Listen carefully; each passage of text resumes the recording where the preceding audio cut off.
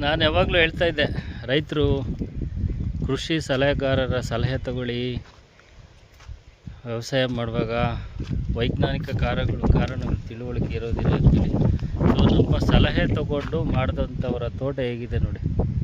Tomato rate ಇಲ್ಲ ಅಂದರೆ growth ಮಾತ್ರ ಬ್ಯೂಟಿಫುಲ್. ಕಾಯಿ ನೋಡ್ಬೋದು ನೀವು.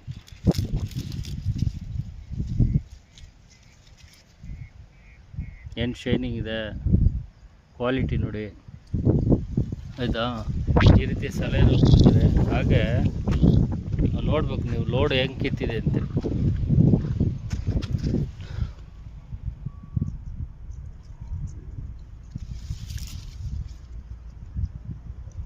ನೋಡಿದ್ರಾ,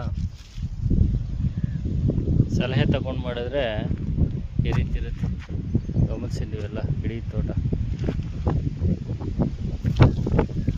ರೈತ ಧೈರ್ಯವಾಗಿ ನಿದ್ದೆ ಮಾಡ್ಬೋದು, ನೆಮ್ಮದಿಯಾಗಿ ಊಟ ಮಾಡ್ಬೋದು.